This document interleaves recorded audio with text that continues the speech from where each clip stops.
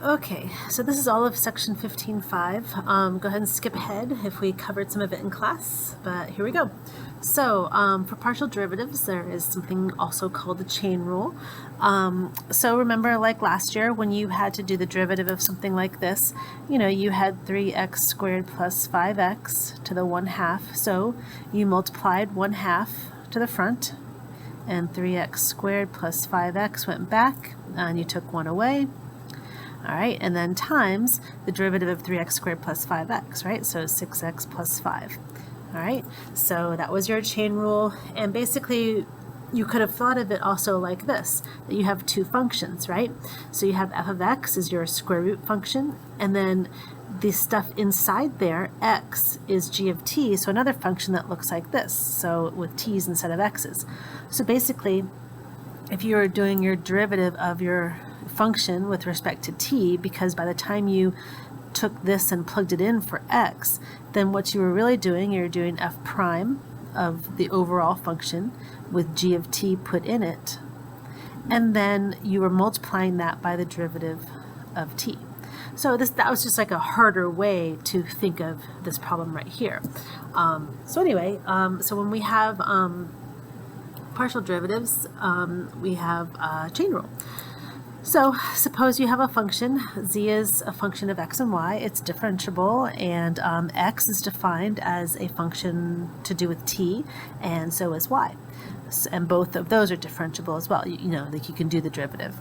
Then z is a differentiable function of t, so this is how you do it. So you got to do the derivative of your function, overall function with respect to x, and then multiply that by the derivative of x with respect to t, so kind of like you did up here. But then you also have to do the derivative with respect to y, and then the derivative of that y with respect to t. All right, so let's check it out. It's not too hard once you go ahead and do it. So we're going to need a couple things here. We're going to need the derivative of z, which is f, with respect to x. We're going to need the derivative of z with respect to y. All right. So, and then we're going to need the derivative of this x with respect to t, and then the derivative of this y with respect to t. Okay, so with respect to x, we're going to have 2x and then y, plus we're going to have 3 and y to the 4th. With respect to y, I'm going to get x squared plus, 12x y to the 3rd. All right, and then xt, the derivative of this with respect to t would be a cosine 2t times 2, so a 2 here. Derivative of cosine is negative sine. And basically after that, you just kind of follow your rule here. And so if you want dz dt, you need the derivative with respect to x of your overall function times the derivative of x with respect to t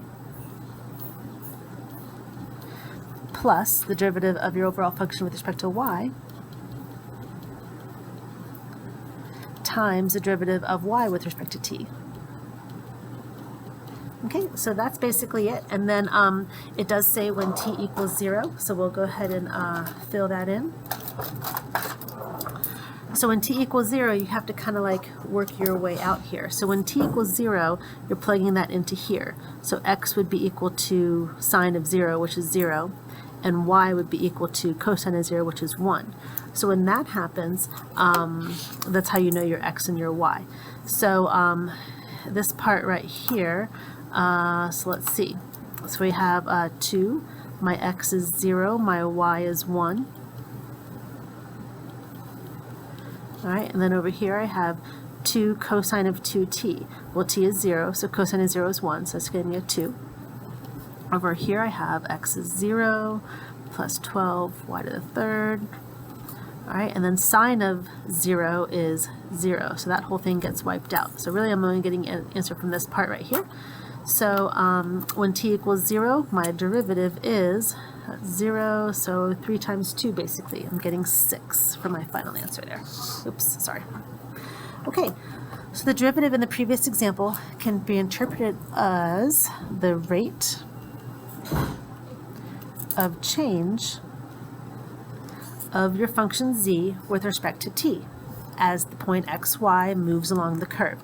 So what's happening is there's functions within the functions. So your overall function is acting like this, but then x and y are acting in this way as you get plugged into this problem here. Okay, all right. So you try it down here. So maybe pause and try it here, but we're trying to find dw dt. So you need w with respect to x, w with respect to y. And then over here, we need x with respect to t and y with respect to t. And there's nothing to plug in, so it's just going to be an expression for an answer.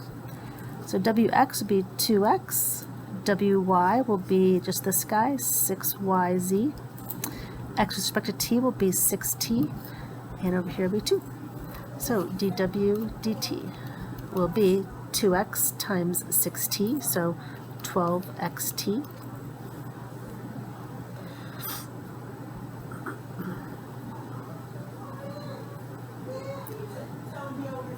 Oh, whoops, I'm sorry. There is one more. There's the third variable. Let's see, z with respect to t will be 3t squared. And I'll need wz down here. That will be 3y squared. All right, so 12xt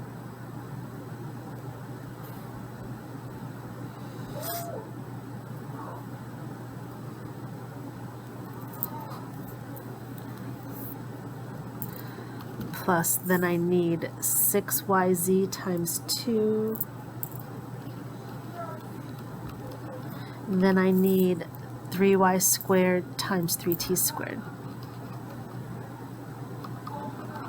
Now, at this point, you can leave your problem like this, but you can also make substitutions, right? Because x is now this problem. So you have 12, x is 3t squared plus 1, and then you have t, 6, y, and z.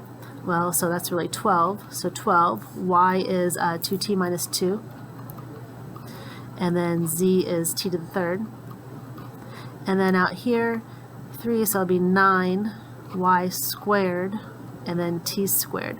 So y is what? 2t minus 2. So, you know, you can have that plugged in. If you work that all out, it turns out to 60t to the fourth minus 60t to the third plus 36t squared plus 12t.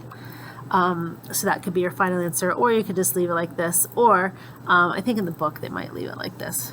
So depending on how far you need to go.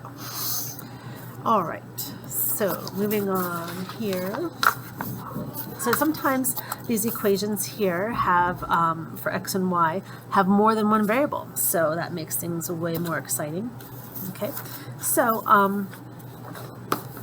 basically your chain rule that we've been doing. So you understand that so far. You know, z has a function of x and y. Then what if x is defined as a function of s and t, and y is a function of s and t as well? So that could be something like this guy down here. See how x has s and t in it, and y has s and t in it, all right? And then z has x and y in it, all right? So when it's like that, it's a little bit easier to draw a picture to do it. So let's look up here. If you're going to want the derivative of z with respect to s, you need to take the derivative with respect to x first of the overall function, then multiply that x with respect to t, and then zy, and then ys. Okay. All right. So anyway, it sounds worse than it really is. So what we've been doing before, we would have a function. We'd have z as a function of x and y, and then we had our x was a function of t, and our y was also a function of t. So what we had was this: z had x and y, and x had t in it. So if we wanted the derivative with respect to t, we had to do zx times x sub t plus, we had to do zy times y with respect to t. So that was our function with respect to t, or my derivative. So then if we had our second case here, which is more like what we have up here. So we have z is a function of x and y. I'll write x and then y. All right. So y is a function of s and t. So like up here. And then g of s and t. I would have written those upside. I wrote them upside down, but anyway. So what you have going on here is you have z has x and y in it, and x and y each have s and t. So if you want to do the derivative with respect to, say, t, you have to follow the lines. You got to do zx, so z with respect to x, times x with respect to t. Plus, then you have to do z with respect to y, times y with respect to t. And that's how you get your derivative overall with respect to t. Okay? So if you had more variables, like over here, w has x, y, and z, x has s and t, y has s and t, and z has s and t. So it's just going to be similar to this. Let's say I was trying to do w, dw, ds. So I'd have to do w with respect to x, and then times x with respect to s. I had to do wy times y with respect to s, and then I'd have to do wz, and then times z with respect to s. Okay, so it just makes it a little bit more fun, right? All right, so down here, so I want dz dt.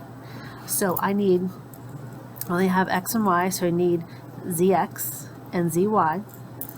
Then I need xt and yt. Okay, so zx would be 2x plus y right here. Zy would be x plus 2y.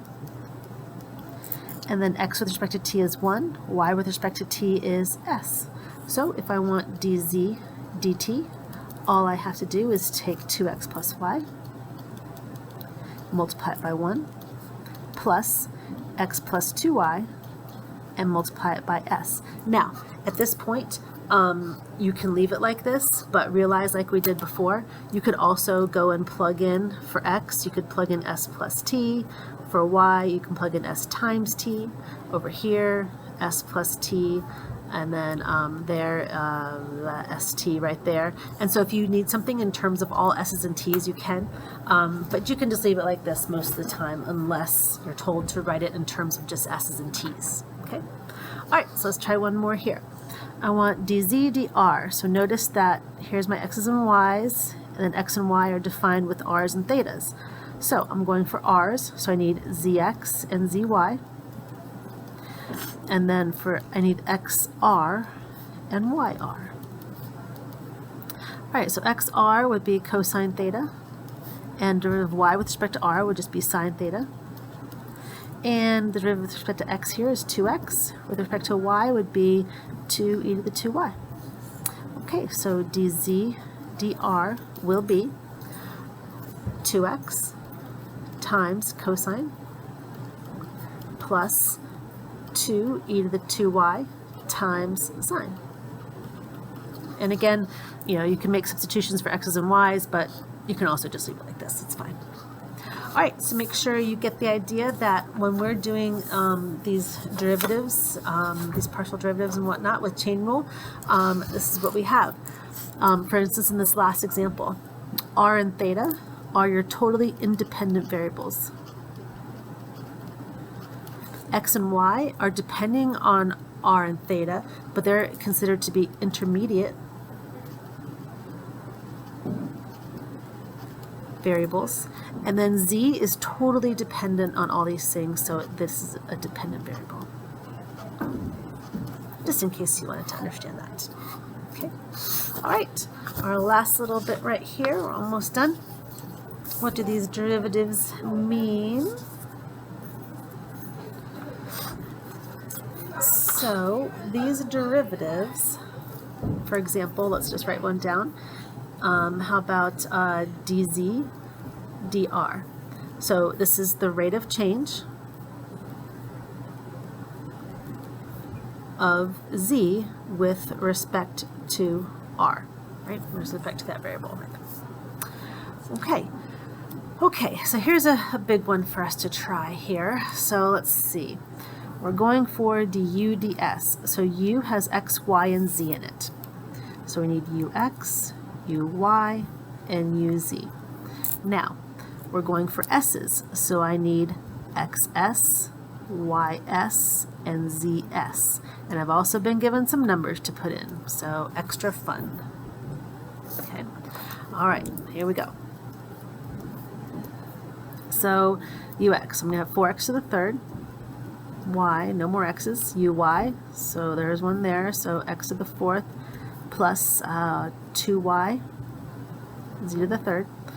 And z, there's only a z there, so 3y squared, z squared. Okay. All right, let's see, xs. So there's s, derivative is 1, so we're going to have r and e to the t. Ys, so that's going to be 2rs. Ys, it's 2rs e to the negative t. And then zs will just be r squared sine t. All right, so I've been given some numbers, so let's do some calculations. So t is 0. So let's see, t is 0. What does mean? Sine of t, that means that this guy is 0. E to the t is 1. Or, I'm sorry, e to the 0 is 1 times r, which is 2. So this guy is a 2. Oh, and this guy, 2rs. So 2 times 1, so 4. And then e to the negative t. Is that a t? Yeah, sorry, I wrote that funny. Yeah, negative t. Sorry about that. All right, so 2 times 2 is 4, times 1 is 4 again. 4 e to the 0, so 4 times 4. So that's a 4. Okay. All right. Right. I think I'm messing up here. 2 r and s. So yeah. And e to the 0 is 1. All right. So there's my derivatives. Now I need my x's and y's and z's so I can plug them in here. So this guy, when r is 2, s is 1, and that's 0 right there. So it's going to be a 2. Let's see, r is 2, s is 1, so that would be 2 e to the 0, so that's another 2. And then over here, sine of 0 is 0, so that whole thing turns into 0. So 2, 2, 0 is what I'm plugging into these guys. So 2 to the third is 8. 8 times 2 is 16. 16 times 4 is 64. This guy, 2 to the fourth is 16. Plus 2 times y times z to the third. Well, my z is 0, so it's going to be a big fat 0. Then over here, we got 3y squared will be 4. Oh, and another 0, so 0. Okay, so now I'm ready. I want du ds. So I need ux, which is 64, times xs, which is 2. Plus I need 16 times this guy, 4. Plus I need 0 times that guy, 0. Okay, so what do I got? 128 plus 64. So 192. There we go. Phew, that was a long one. All right, here's our last little thing right here, implicit differentiation. So for implicit differentiation, you remember how this worked last year, or we've even talked about it this year too. If I want dy dx, I would treat the x's normally, and the y's, every time I did the derivative of a y, I'd put dy dx. So I got 3x squared plus 3y squared dy dx minus, now I'm going to have to break this up. So I'm going to do minus these two pieces, my product rule. So derivative of 6x would be 6 times y, plus the derivative of y is 1 times 6x equals 0. All right, so I got 3x squared plus 3y squared dy dx, and I forgot to put a dy dx over here, so I'll just squeeze it in here. All right, so minus 6y minus 6x dy dx. All right, so solving for dy dx, let's see, these two guys would go over to the other side, so they'd be positive 6y minus 3x squared. These I would have factored out and divided over, factored out dy dx, so I'd have 3y squared minus 6x. Okay, so there is my derivative, my dy dx. Hopefully that's good for everyone there. Remember that from before. And you could cancel a 3 everywhere to make it simpler, but we'll just leave it for now. But in 3D, you have your function when your function is equal to 0, so you have to bring everything over to one side. All right. If an equation determines implicitly a differentiable function of one variable, then the partial derivative dy dx is defined as negative fx over fy, provided that fy, the derivative of f with respect to y, is not equal to 0. Okay, so here we go. So you could have done this last year if you would have known what partial derivatives were. So steps are to set your function equal to 0. So make sure your function has everything on one side, and you got to find fx and fy. Okay, so let's do that. So I'm going to bring everything over here. So I have x to the third plus y to the third minus 6xy equals 0. So let's do it. Fx would be 3x squared minus 6 times y. Fy is 3y squared minus 6x. So if I want dy dx, I take the opposite of fx. So the opposite of this would be the switch of it, right? So I'd have 6y minus 3x squared, oh, look at that, over fy, which is 3y squared minus 6x. So you get your partial derivatives a little bit faster. All right, so we're going to try one here, and that'll be that. All right, so if there are more variables, then you have to turn it into fx, y, z equals 0. And so you'd use the chain rules as follows to differentiate. So if you wanted dz dx, you would do negative fx over fz. So what I kind of remember is that the letters kind of switch, if you notice, and then you have a negative. If you want dz dy, you would do negative fy over fz.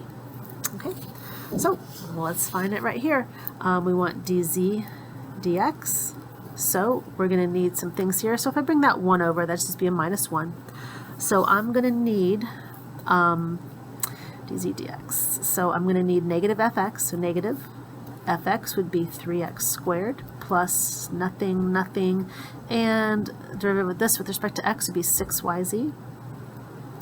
On the bottom, I would need fz, so nothing, nothing, 3z squared, plus derivative of this with respect to z would be 6xy. And there we go.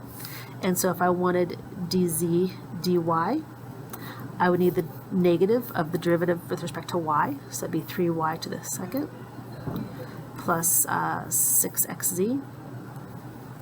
And on the bottom, I would need, again, the derivative fz. All right, so that's the same over there. So z squared plus 6xy. And there you have it. Here's the homework for this part here. I'm not sure if I'm going to tell you in class to do that homework, depending on how much we finish of the notes. So I'll see you next time. Bye-bye.